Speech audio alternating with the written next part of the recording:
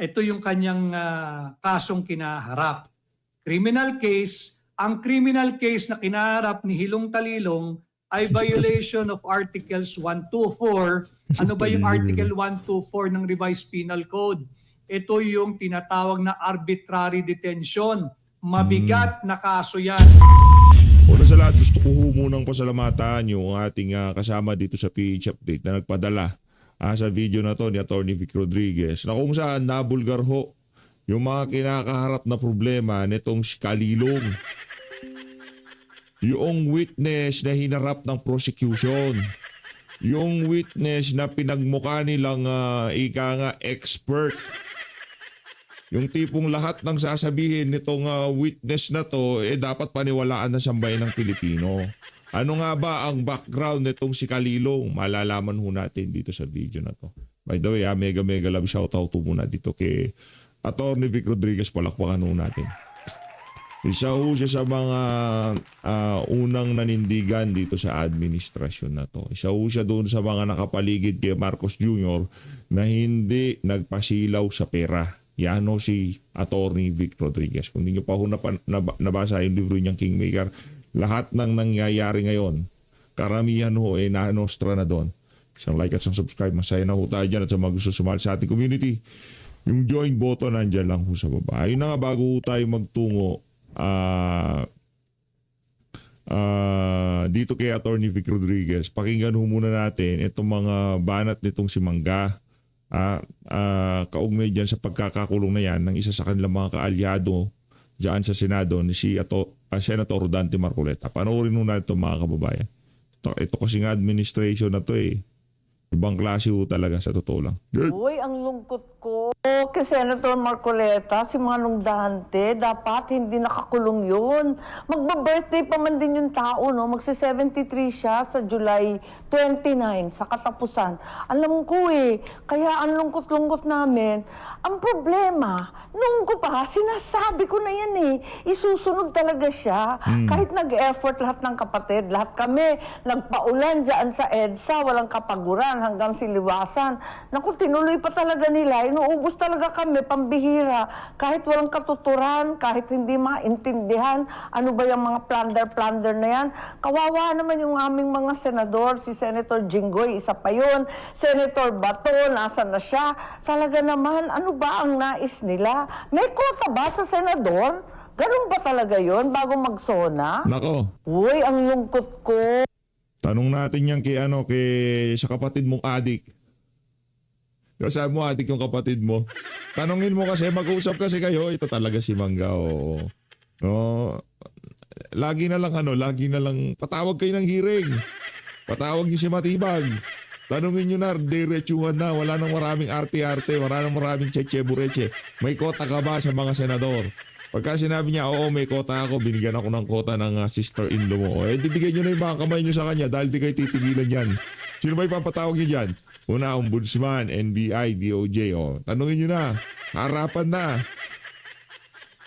Inuunti-unti una, itong si Senator Jinggoy.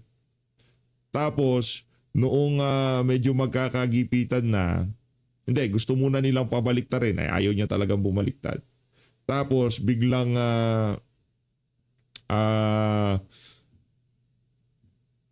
umugong yung pangalan ni Joel Villanueva. Kaso ang problema, natakot. Yung pinag-try-dry yung mga kasama niya, bumaliktad. At yung pagkakabaliktad niya, kung ano man na pag-usapan nila, sa hindi pagtutuloy ng kaso diyan sa ombudsman sa kanya o yung pagdidelay o kung ano pa man, nakikita ho natin iyan sa galaw niya dito sa impeachment ni VP Sara. Yung pagtayo niya sa podium, pagsasalita niya, ramdam ko na meron pa ring bakas ng takot sa kanyang mga tanong. Diyan sa hindi kagaya nung kay Senator Robin Padilla, talagang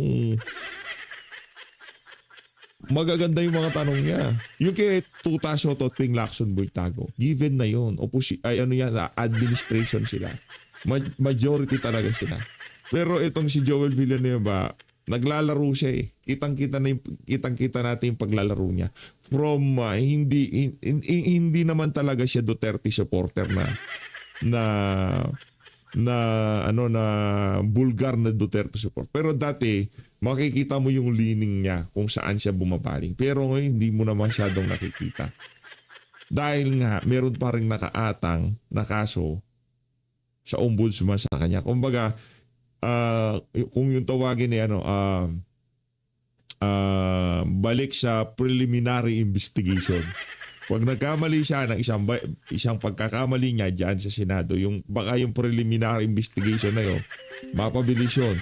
Bukas makalawa, kulong na siya. O dito tayo kay Atty. Vic Rodriguez. Paano muna natin ang ating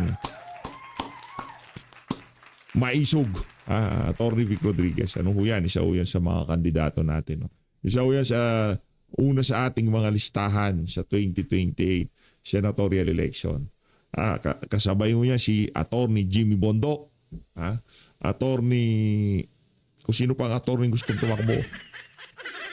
Pero sila ho talaga yung si Atty. Gonzon nagpahayag na Kumbaga yung mga vocal ngayong mga administrasyon na to talagang pagka bumaliktad sila magmumukha silang kasi Atty. Rowena Gonzon. Pero ito hindi babaliktad to. Talaga maninindigan ho ito. Ika nga hindi ho iiwan ng mama na to ang sambayan ng Pilipino para sa milyones. Hindi ho niya iiwan. Yun ang bentahin natin dito. Kasi pwede naman siyang hanggang ngayong mga panahon na to nasa administration siya. Sasabay lang siya doon sa trip ng mga adik sa Malacanang. Pero hindi ho niya ginawa yun. Kaya tayo nakakasigurado na pagka nanalo to, sigurado ho tayo kung sakaling meron mga siraulong gusto mag-impeach ulit kay VP Sara pagka presidente na siya. Meron hong Senator Alan Peter Cayetano, re-electionist yan pala. Kung gusto hindi natin alam kung sinong pipiliin ni VP Sara, pero kung sakaling tumakbo siya ng senador ulit, siyempre isa yan sa mga mga kandidato natin. Rekto tayo kay Atty. Vic Rodriguez. Game natin from Iligan. Marami pa ho tayong tatalakayin. Gusto ko munang bago natin ipagpatuloy ito kay Atty. Vic Rodriguez. Mabilis lang. Kumbaga, lagi na nating tanong ito sa PH Update, Meron bang ebidensya? Meron bang testimonya? Meron bang witness ang makakapagpabago? Na ipipresenta ng prosecution na debotong anti-Duterte na ang makakapagpabago sa boto ng ating mga kababayan dito sa PH Update kay Vice President Sara Duterte.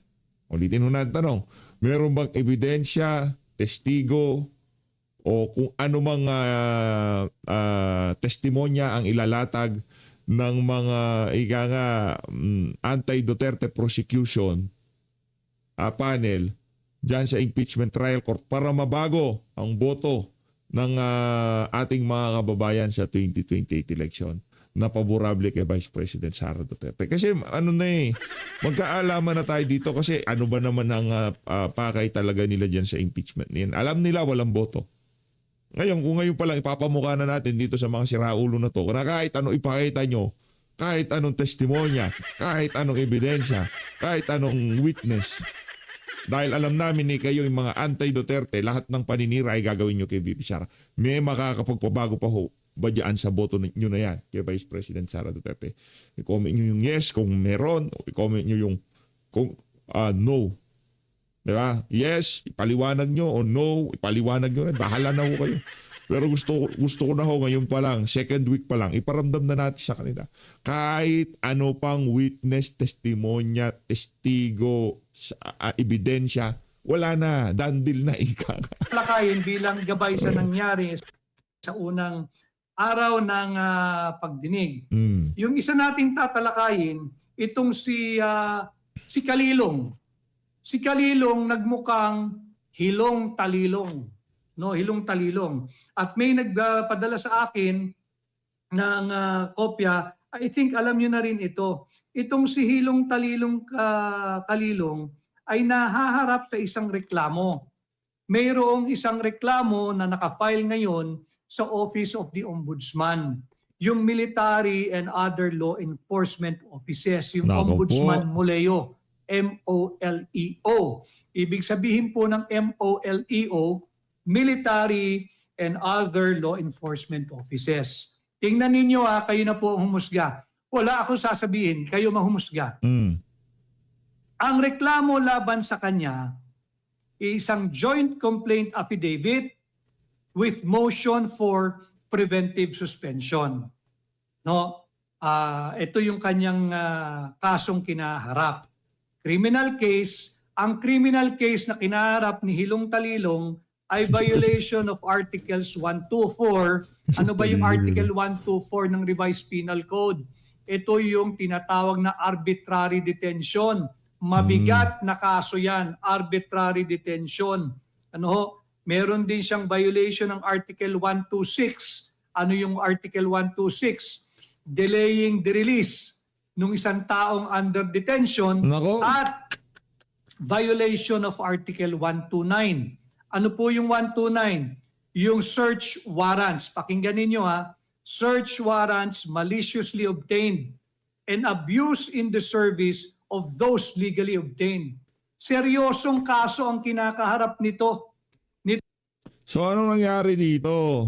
Talagang pinakanta siya dyan sa witness stand para dito sa mga kinakaharap niyang problema. Ganun ba yon? Hindi, nagtatanong lang naman tayo dito kasi yung pagkanta niya ay masyadong anti-Duterte ang datingan.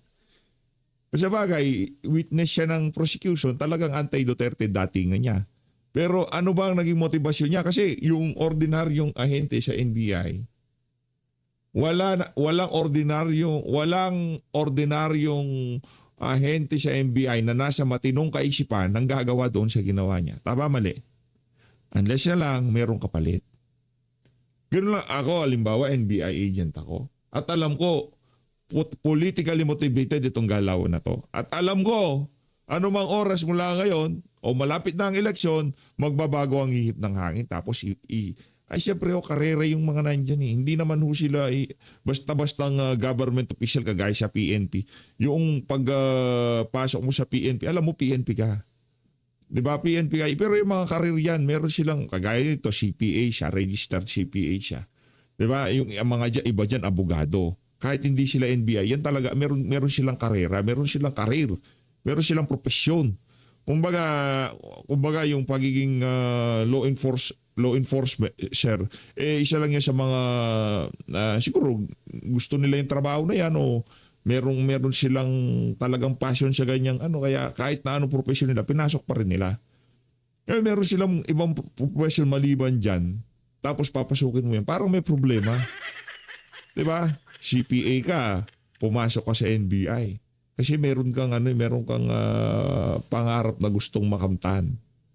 Ngayon bigla-bigla dahil bigla kang magpapagamit dito sa impeachment na to. Diba? Masyadong weird yung ginawa na yun itong si Kalilong. Bakit mo gugustuhin? Kasi syempre, di ba? Ang target mo sa NBI tumaas yung iyong pwesto dyan. Isa ginawa ho niya na yan sa kung sakali mong magbago ang ihip ng hangin. Hindi naman sa sa tingin ho natin, lahat ng NBI agent na aktibong merong partisipasyon dito sa kabalbalan na to. Sa tingin niyo ho ba pagka napasok si BP Sara, kahit hindi na si BP Sara trumabaho, kahit yung i-appoint niya na lang na NBI director, hindi niya ho tatrabahuin yung mga yan. Tanong ko lang sa inyo mga kababayan, tatrabahuin yan. Ngayon baka meron talagang mabigat na hawak dito kay Kalilong, kaya niya, kahit alam niya na problemado ang gagawin niya na yan, ginawa pa rin niya. Itong Hilong Talilong na si Agent John Mark S. Kalilong. Yung Hilong Kalilong, ano ba ang ibig sabihin ng Hilong Talilong? Sa mga malalalim sa Tagalog, ibig sabihin nito yung lito, yung tuliro, yung hilo. Hindi niya malaman anong nangyayari, hindi niya mapagtagpi-tagpi ngayon yung kanyang pagsisinungaling. yan ang ibig sabihin ng hilong talilong. And itong si Kalilong, nahaharap sa kaso, ang daming aligasyon dito. Meron din siyang violation ng Article 130 of the Revised Penal Code. Anong kaso yan? Searching domicile without witness. Bawal ho yun. Naku po. Kasi pag may nagpunta sa inyong Isang malupit na abogado ho ito, pagka sinabi niya ho yung pagkausapang batas, pagka sinabi ni Atty. Vic Rodriguez na bawal ho yun. Bawal ho yun. Ha? Kaya itong si Hilong Talilong, itong si Hilong Talilong, sa tingin ko, huli na yung pagtayo niya na yon sa witness stand. Ngayon, para sa ating mga kababayan, makita nila na talaga mayroong problema dito kay Hilong Talilong. Share niyo itong video na to. Kahit hindi video na to, kung gusto yung panood, kasi nasa bandang gitna itong video na to, sa video ni Atty. Vic Rodriguez. Hindi ko na pinanood yung kabuuan para lang madiretso na natin dito sa portion ni Hilong Talilong, makilala siya ng ating mga kababayan. Punta kayo doon sa video niya, i-share niyo yon, mag-subscribe kayo. Pero kung nandito na kayo, kung gusto niyo i-share ito, i-share niyo rin ho ito. Itong video na to para makilala ng ating mga kababayan, yung mga mahal sa buhay, kung sino si Hilong Talilong. Hilong Kalilong. Si Master Sarge, si NBI Agent Kalilong. Para makilala nila, ang dami palang kinakaharap na problema nito. Kaya pagkapasok ni VP Sara, kulong itong mama na to. Kumbaga, meron din siyang problema, kaso hindi maleta. Yung problema niya, kung sakaling hindi niya pasukan niya ang impeachment na yan, pwede namang malusutan. Di ba? Yung problema ng mga nag-recruit sa kanya ay mabibigat. Maleta, corruption, graft, plunder, yung kaso nila. Siya ang kaso niya, ganito lang. Pero kung kumpara naman sa plunder yung kaso niya na to, mabigat yung sinasabi na to, kaso binola siya. Mabigat ang kaso mo. Kulong ka dito. Pero yung mga nag-recruit sa kanya, plunder. Baka yung sa kanya nga may piyansa yung sa kanila wala. O nagpauto siya, yan tuloy. Lumabas yung kaso niya, pagdating ng sira na karera niya, kulong pa siya pag nagkataon. tahanan, pulis. Kinakailangan yan bago nyo papasukin upang gampanan yung pagse-search ng inyong tahanan or premises, merong testigo.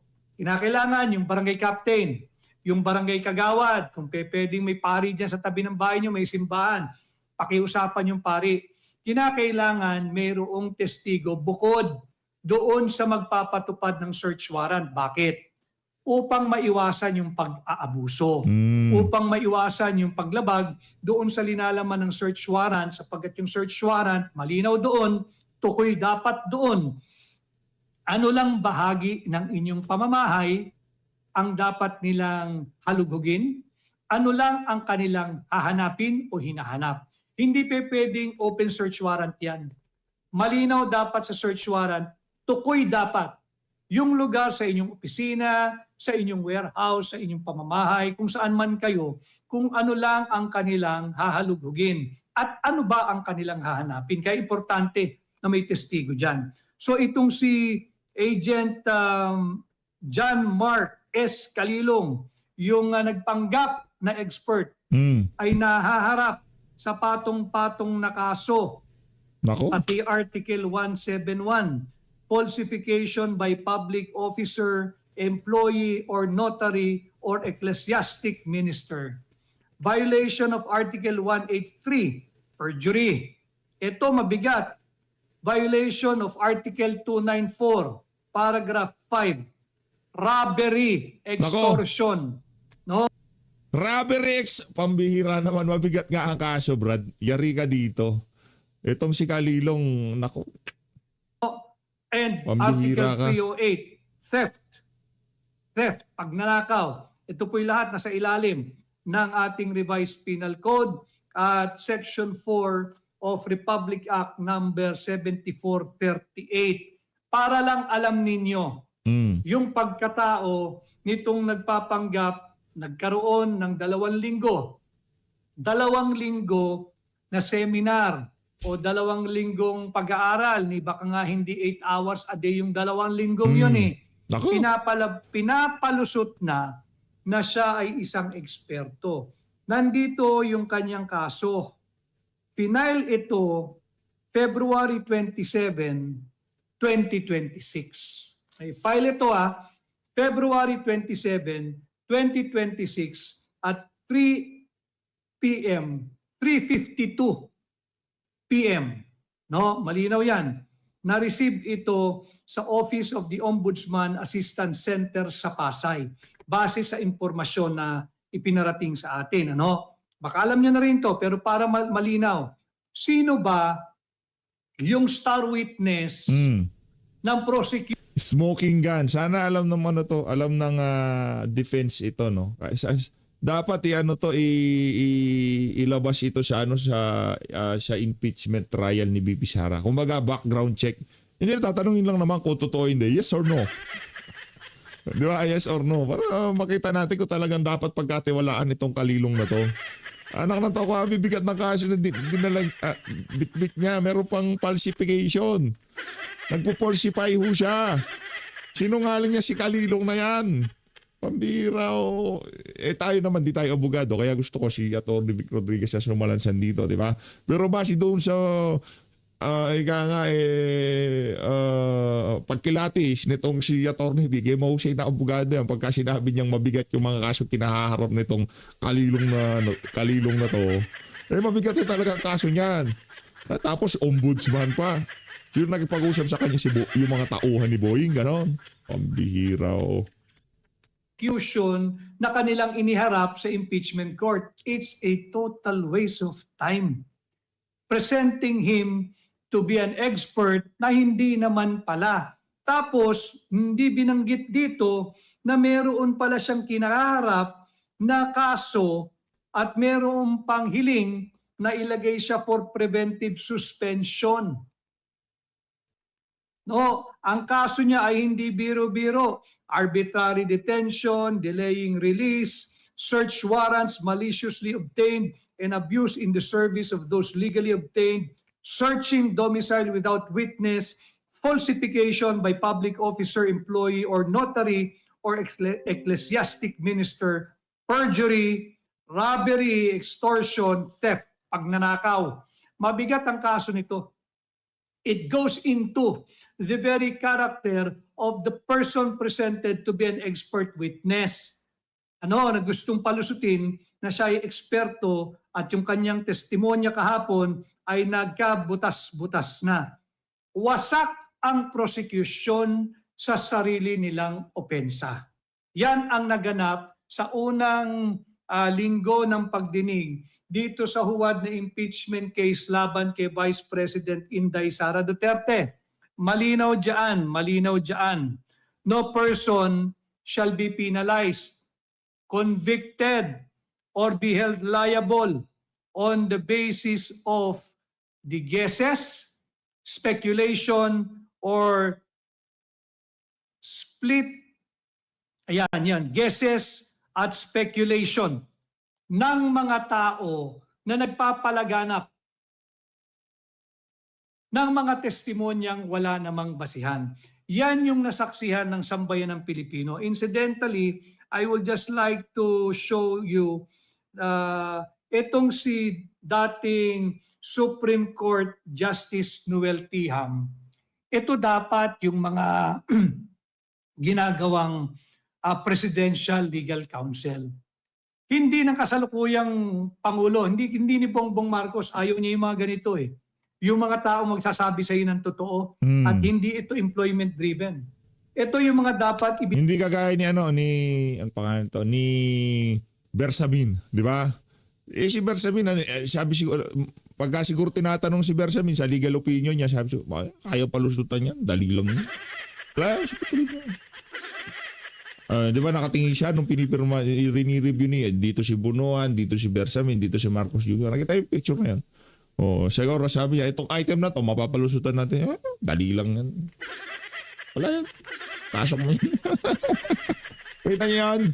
Nung kini-question ni Tatay Digong, nag-live itong si Atty. Vic at doon sa Davao, nag-live sila, di ba? Ito yung mga item na problema, GAA pinirmahan, kulang, ay ang tag dito yung BICAM, pinirmahan, kulang-kulang, di ba? Kinabukasan, photo op sila, nandito si Amena, nandito si Bersami, nandito si, ano pangalan no? Ito, si Bersami nandito, si Bunuan nandito, tapos yung nandito, di ko na kaya. Yan, tinitingnan ni Marcos yun, nakaganyan si Bunuan, no? Nakaganyan si Bersami, no? Nakaganon lang siya, dating Chief Justice siya, ha? Sabi siguro ni Marcos yun, kaya ba natin palusutan to? Dali lang yan, no? Pasok. Nagka-hendot sila.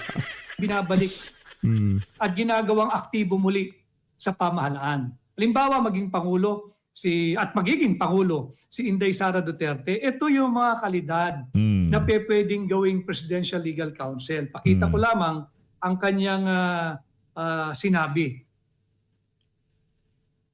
Kikita niyo ba? Tatama sa ilaw. Yan. Tatama. Labo.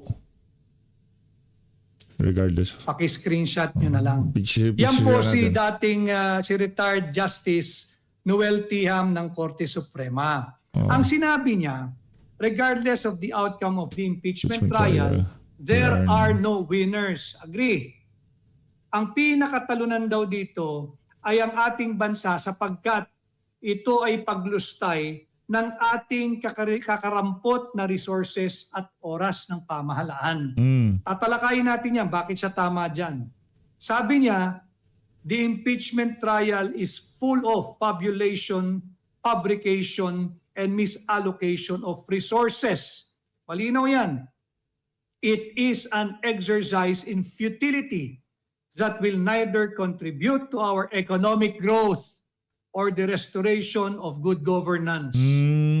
This impeachment is a deceptive pursuit of politicians to camouflage their incompetence, abuse of power, and bad governance, which explains why our country is not moving forward and has not moved forward from June 30, 2022 up to the present.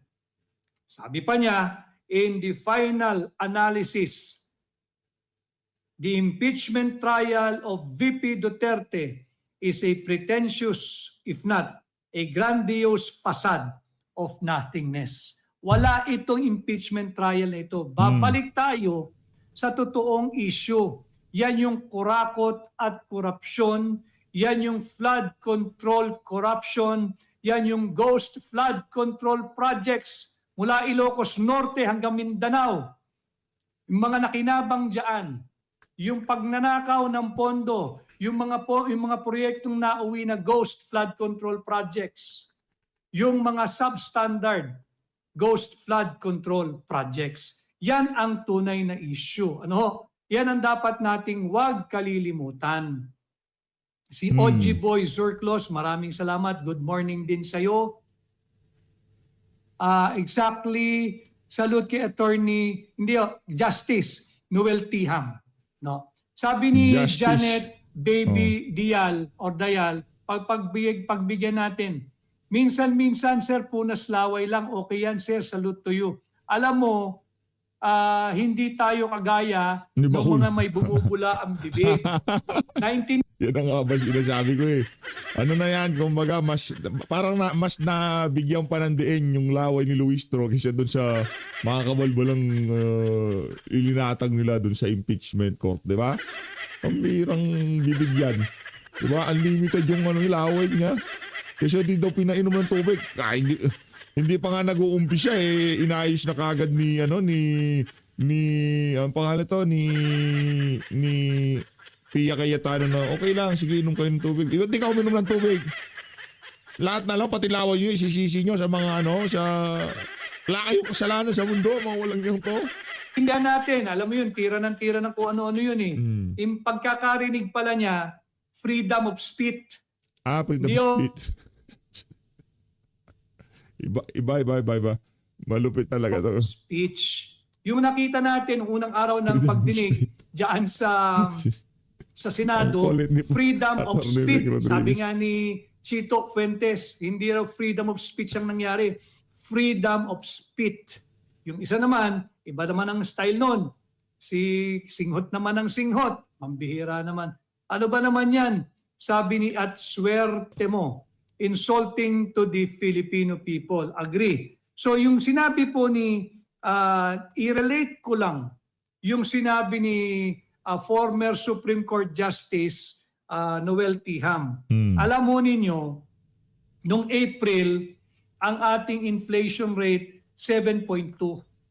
Sinabi nila bumaba nung Mayo naging 6.8 at bumaba daw ngayong June naging 6.4. Yun ang spin ng palasyo. Bumababa yung inflation. Mali po yun. Ang tamang pagbabalita, ang inflation natin ay lagpas-lagpas pa rin doon sa target ng gobyerno. Ano ba target ng gobyerno? Between 2 to 4%. Yun ang tamang pagbabalita. Hindi pababa yung inflation. Itutuwid pa natin. Yung inflation natin nung April ay 7.2%. Nung May ay naging 6.8 na lang daw. At nung June ay naging 6.4. Pababa daw. Mali. Dapat ang tamang pagbabalita ng mainstream media, mataas pa rin ang inflation. Elevated pa rin. Bakit? Ang target is between 2 to 4%. Malapit ba yung 6.4 sa 4? Malapit ba yung 6.8 sa 4? Malapit ba yung 7.2 sa 4? So walang nangyayari talaga. Dagdag natin dyan yung ating GDP. Yung ating GDP noong 2025, pababa na noong 2025. 5.8, naging 5.5, 5.8 nung unang quarter, first quarter of 2025. Tingnan ninyo kung paano tama yung naging pahayag ni Justice Noel Tiham. Ang sinabi niya, ito raw po, itong nagaganap na impeachment ay walang naitutulong para sa ating economic growth. No, malinaw 'yan. Hindi ito nakakadagdag sa pag-unlad ng ating ekonomiya. No, malinaw 'yan. Tama siya diyan sapagkat ang pagpapatunay first quarter of 2025 5.8 ang GDP. Second quarter naging 5.5, pababa. Nung third quarter, naging 3.9, mababa. At nung fourth quarter, naging 3% na lang. No? So pababa yun. Pababa ng pababa yung ating GDP. Hanggang ngayong first quarter. Ngayong first quarter, ang ating GDP ay 2.8%. Tingnan natin kung ano ang ating magiging GDP ngayong second quarter. And by the way, para po sa kaalaman ninyo, huwag kayong masyadong mawaliw diyan sa grandiose o grandiosong impeachment trial na inihanda sa inyong lahat ng incompetent at bankrupt Marcos Jr. administration. Bakit? Habang kayo'y nanonood ng impeachment trial, habang kayo'y pinanunood ninyo si Hilong Talilong Kalilong, ang palitan ng piso kontra dolyar kahapon, bumagsak na naman tayo ng 61.50. BSP rate po yon, yung Bangko Sentral ng Pilipinas. But sa actual, yung nangyayari talaga, pag ikay bibili ng dolyar sa BPI, BPI ho muna, BPI. Pag ikay bibili ng dolyar sa BPI, ang iyong kinakailangang ilabas para magkaroon ka ng isang dolyar, 61 pesos and 70, mas mataas, centavos. Ganon din sa BDO. Pag bibili ka, kinakailangan mo ng 61 pesos at 70 centavos para magkaroon ka ng isang dolyar. Huwag tayong masyadong magpapalinlang dito sa napapanood ninyong impeachment trial. The real issue is corruption, inflation, at yung walang tugon dito sa napakalaking anomalyan trilyong pisong halaga ng flood control corruption. Balik tayo dyan. Huwag kayong magpapamaliw dito sa kagaya ng testimonya ng Hilong Talilong na si Kalilong. By the way, ulitin ko sa mga kakasali lamang. Si John Mark S. Kalilong, yung star witness ng prosecution, ay nahaharap sa patong-patong na kaso. No, patong-patong na kaso, arbitrary detention, Yung malalaki na lang ay arbitrary detention, search warrants maliciously obtained, and abuse in the service of those legally obtained. Mabigat yan. Ano ho? Yung robbery, extortion at pagnanakaw. Yan yung kasong kinaharap niya. Naisampa ito February 27, 2026. Ano na hong araw ngayon? July 9, 2026. Bakit itong kasong ito hindi umuusad? Bakit yung mga kaso ng mga nagsasalita laban sa korupsyon, yan, nakakulong na sila? Senador Dante Marcoleta, nakakulong na. Bakit yung mga yon sadyang minadali? Bakit itong kaso, hindi lang siya, marami sila rito marami sila rito, pero kasali rito itong star witness ng prosecution. So makikita natin sa unang linggo ng pagdinig, talagang wasak ang prosecution. Winasak ng prosecution ang sarili nilang opensa. Hindi kinakailangang gumalaw ng depensa. Dahil meron tayong prinsipyo dito sa ating bansa na yung nag-aakusa, siyang dapat magpapatunay. Kahit walang gawin ng depensa mismong prosecution ang nagwasak ng kanilang opensa.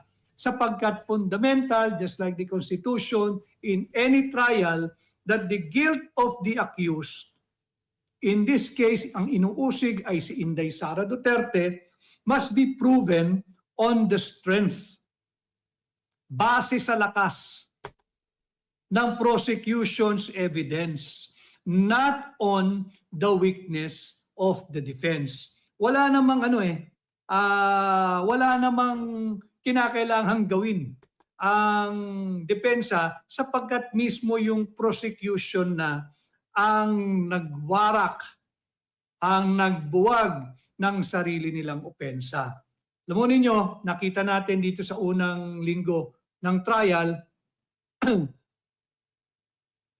nakita natin na sa trial dapat inuuna mo yung iyong kaso o yung argumento kung saan ikaw ay napakalakas. Bakit? In this case, sa impeachment court, meron dalawang court kasi ang pinagtatalunan dito. Yung formal, yung impeachment court.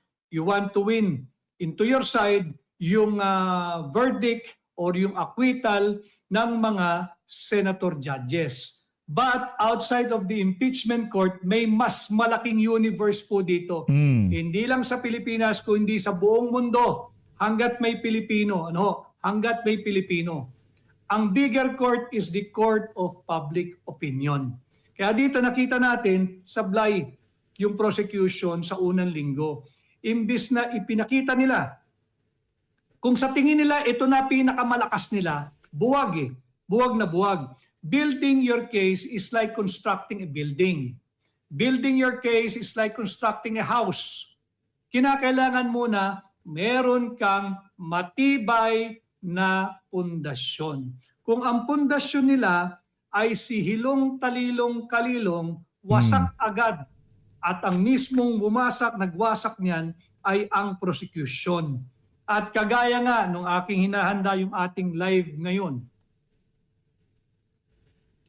maraming salamat at Reggie Kanda Gavino. Maraming salamat. Ang dami ng mga mga napipili. Mga kasama natin araw ng linggo ngayon, no? Kahit hindi araw ng linggo, ipanalangin natin yung mga kapanalig natin na pinapahirapan ngayong mga panahon to. Una na diyan si dating Pangulong Rodrigo Duterte, Senator Dante Marcoleta, Senator Jingoy Estrada, Congressman Mike Defensor. Isama natin sila sa panalangin dahil yung sakripisyo ng mga individual na yan para mapaglaban ang kapakanan ng bawat isang Pilipino ay talagang napakatindi. Kaya isama natin sila sa panalangin.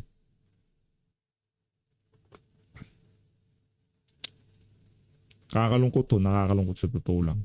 Yung tipong pagka naisip natin, PRRD, Dante Marcoleta, Mike Defensor, diba? Bato de la Rosa.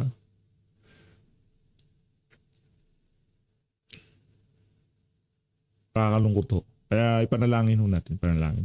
Pikon kagaya nung, alam mo ninyo, welcome kayo rito sa aking pahina. Pasok kayo dito, may mapupulot kayo rito. Sure yan. Gagagalit sila sapagkat malinaw dito sa ating pahina na i-expose kung gaano ba kadorobo itong pinagpipitagang star witness ng prosecution. Ito pala yung naakalain mo. Ito pala yung nahaharap sa kasong arbitrary detention, nahaharap sa robbery extortion, nahaharap sa theft o pagnanakaw. Ito'y nakasampa sa Office of the Ombudsman, Military and Other Law Enforcement Offices. Bantayan niyo yan. February 27, 2026 pa na isampa. Pati yung hiling na ilagay sila sa preventive suspension, hindi inaaksyonan ng Muleo. Alam kaya ito ni Ombudsman Boying Remulla sapagkat ito'y nasa Muleo. Ito dapat nating tutukan. Baka naman, ngayong alam na ng sambayan ng Pilipino na ito palang si John Mark S. Calilong ay nahaharap sa seryosong kaso, baka biglang ma-dismiss ang kasong ito. Pero tatandaan natin, when he testified sa impeachment court, meron siyang kasong kinaharap. Ito'y dapat malaman ng sambayan ng Pilipino upang nang sa ganoon matansya ninyo, masukat ninyo ang pagkatao ng star witness ng prosecution. Ano? Puputulin ko na ho dito para ika nga yung mga iba natin kasama dyan. Kung gusto nyo mapanood yung kabuuan ng video niya na yan ni Atty. Vic Rodriguez, punta lang ako kayo sa Tinig Maisog. Mapapanood nyo ho yan. No? Kaya nga yung pinakaumpisa, dirinekta ko na ho kasi dito sa mga kaso nitong si Ilong Talilong para malaman na nasambay ng Pilipino kung anong ilat siya nitong mama na to, kung anong karakas itong mama na to, di ba? Pakilala nila kung sino nga ba itong talagang pinagpipitagang star witness ng prosecution si Hilong Talilong, si NBI agent Kalilong, di ba? At least ngayon kilala na natin, talagang mabigat 'to kinakaharap niyang kaso. Ano ba yan? Ginamit bang bargaining chip dito kay Hilong Talilong para makumbinsi siya na maging star witness kasi walang NBI agent na nasa matinong kaisipan ang gagawa sa ginawa na yan nitong si itong si NBI agent Kalilong. Maraming salamat. Mag-ingat po kayo lahat. Mahal natin ng Pilipinas. Shoutout kay Atty. Vic Rodriguez. Palapakan natin. Tuloy-tuloy lang ang laban.